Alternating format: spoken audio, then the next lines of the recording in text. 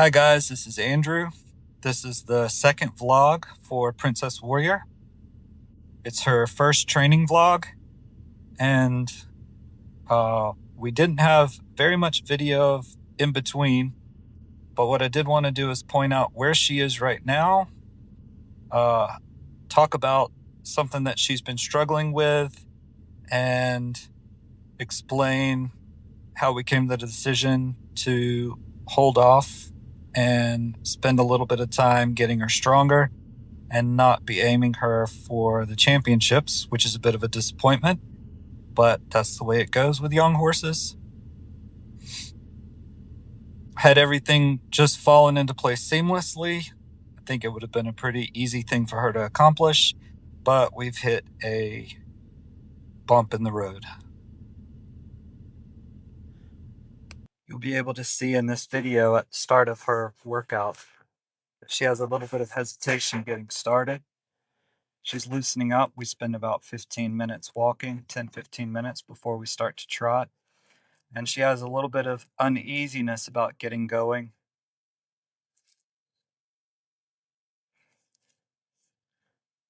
She's loose across the right stifle, and so she sometimes feels unbalanced pretty easily.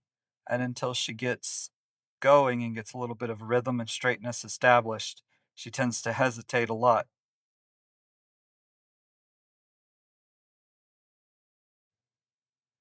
This is a fairly common issue that I've encountered with young horses, particularly around the age of 4, 5, and 6, depending on where they are in their training.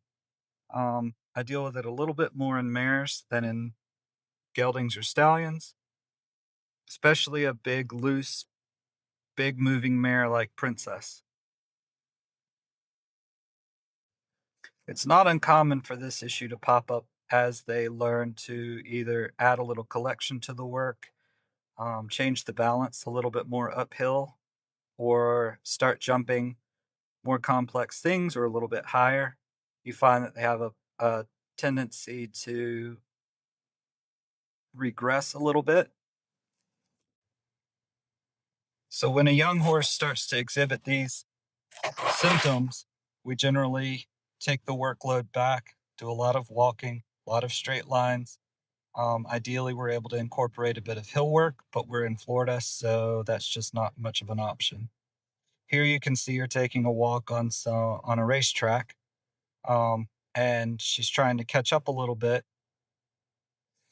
The footing, I'd say, is unsteady for her. It's fairly deep, and so we mix it up between walking on the track and walking on the grass around the track, which gives her a little bit more stability. The nice thing about having other horses to hack with is it keeps her moving forward. She stays forward thinking. She doesn't pay too much attention to what's uncomfortable for her.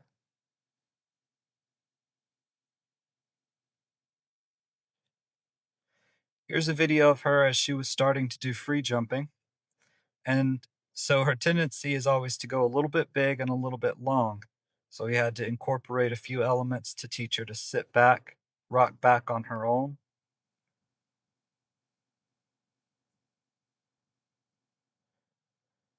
But you'll see sometimes she finds the challenge and just reaches for it.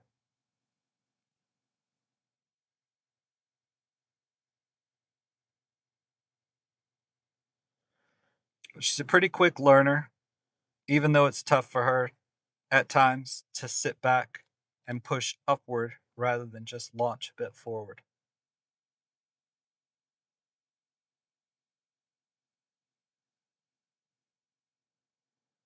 But what tends to happen when you increase the work a little bit like this is that you push them onto the hind end, and then the weakness or the looseness shows up more obviously. Here she is a little ways into the workout. She struggles to find her balance in the beginning. I keep my hands a little bit wide while she's searching for this. I try to help her a bit on the outside, but she doesn't always want that at the beginning. So she'll go from being a bit sticky in the start to wanting to trot bigger and bigger. In that larger trot, she can take her right hind a bit wide, and it doesn't have to bear weight for as long. So we typically end up starting sticky, getting a little bit larger in the trot than she needs to be, and drifting a bit out through the right shoulder. What we want to accomplish is to find a nice balanced working trot where she's bringing that right hind straight underneath her. In a moment, we'll change directions and we'll put that loose, weaker hind leg a bit underneath her in the turn. And you'll see she can steady herself a lot more quickly, even going downhill.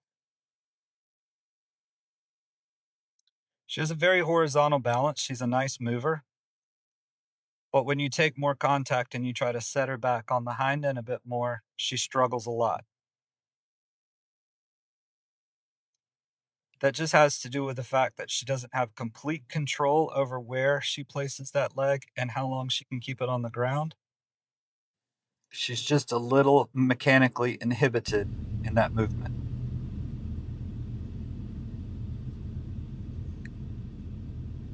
Here we'll go through a little of her lunging protocol. I'm starting out here without the side reins attached, even though I usually start with them attached, but as a point of reference.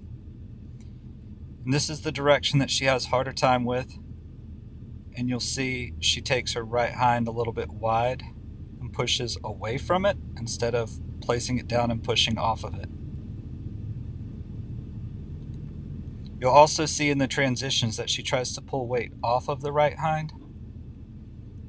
So sometimes they end up with a compensatory leg that bears the brunt of all the transitions.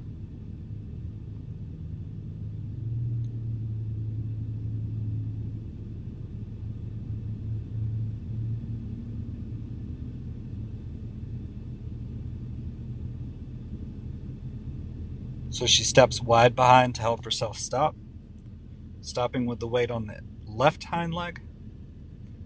Here you can watch the track of the right hind leg, and it's difficult to see here, but if you stare at the hock, the point of the hock, you can usually see it shake like somebody's reverberated a guitar string.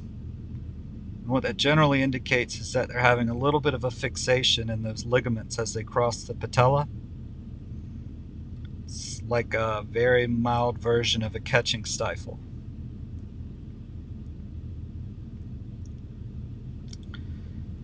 She struggles to pivot off of that right hind leg when it's bearing weight in the canter, so her back tightens and she pulls herself upward.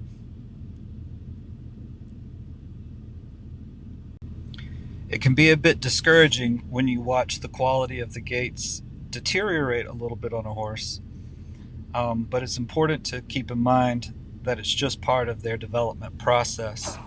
When they have something that is weak, it needs to catch up with the rest of the horse. Here we go to the right. We put that right hind a little bit under her. This is the direction that I always start her lunging. I started the other way just to show a bit of the compensation.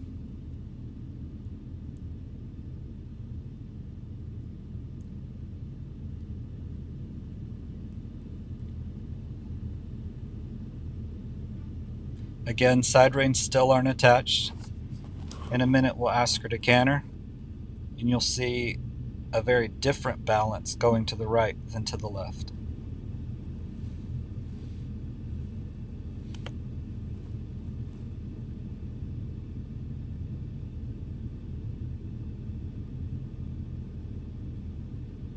So in this direction, as she struggles, she tends to lean forward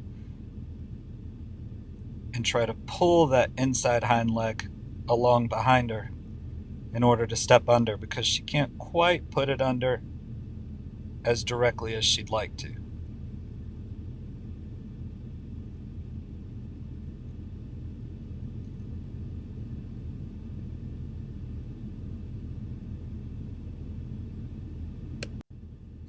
Here we've attached both side reins, a little bit loose, a bit more loose than she had been working, but right now while she's trying to sort this out, she needs to be able to raise her head and compensate to find the balance. The trot pulls ask her to reach forward evenly, but also to lift a little bit in her back.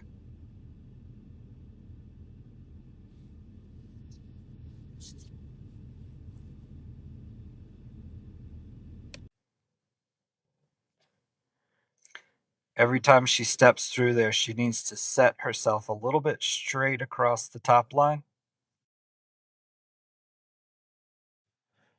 I can do this work under saddle, but often when they're struggling at this stage, if you're trying to ride them through it and help them with the reins, they tend to blame you for them losing balance. Then we take her in her more difficult direction. When she first started this exercise, every time she came out of the trot poles, she got about here, spun and faced me, because the right hind would get so big and so far out to the right that she would lose balance, feel uncomfortable, and overreact. As you can see here, she's gotten pretty used to the exercise. The trot poles regulate her, help her find an even step. She leans a bit to help herself right now while the side reins are loose. In a couple of weeks, maybe a week, we'll be able to tighten that inside side rein as she goes around. Hopefully she's gotten a little bit stronger by then. She gets a little bit better throughout in lowering her hind end for her transitions, but you'll see later in the video that she starts to stumble a little bit, just showing a bit of fatigue in the work. Here we go back to show the canter with the side reins on after she's done the trot work. She's a little bit looser in the back. She pulls herself along a little bit better, but that fatigue is starting to show up when it comes to the downward transitions. And here to the right, it'll be really obvious how much she has to struggle to get into the canter and hold it.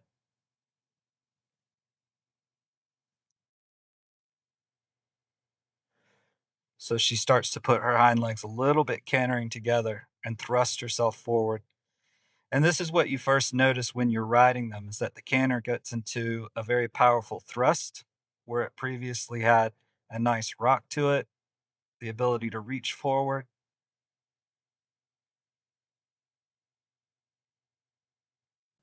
So going back to her under saddle work, she finds a better balance to the right. This is still early in the ride. We go to the left. She gets a little bit off the rails, is less steady. And what's really critical in this stage is that you try to help them, but you don't compensate too much. If you were to just push and keep pushing at the level she was working at previously, you'll end up with a horse very heavy on one rein. She's starting to take a little bit of help from the outside rein, but she also then does something and takes off a little bit large, a little bit wide behind. She tries to catch her balance. You'll see in a minute she gets frustrated with me. She starts wanting to go over the pole and take off at a canter, which would be fine. I would have been fine with her cantering up the hill.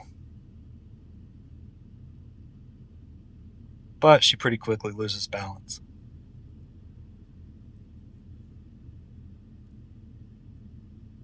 So she gets into this all or nothing type of phase, middle of the warm-up. She wants to trot bigger or she'd like to stop. Our videographer experiences a mild earthquake. And then she says no thanks. So one thing about this type of issue is that it has this reverberation up into the back. So as their ligament catches on the patella and releases, it's like you've, again, thumped a guitar string, but they get sore in the back if you've pushed them along. So she feels more uncomfortable in the back when she canters than she used to. But that'll go away soon enough. Hopefully. Oh, we just looked at the surface of the sun, and she says no thanks.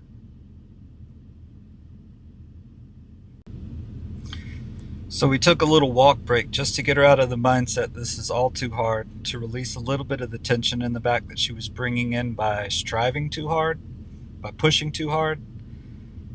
And she comes out of that a bit relaxed, finding her balance a little easier.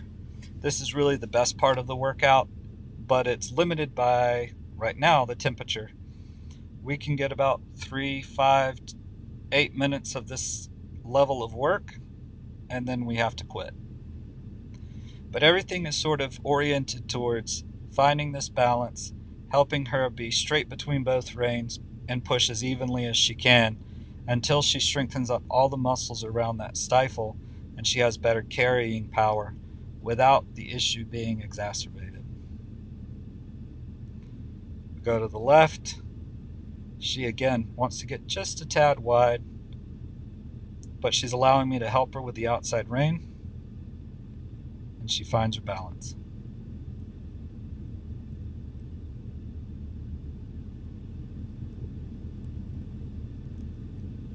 She's got a lot of power that doesn't necessarily help the issue. She can push pretty hard, and so she can push pretty hard out of balance as well.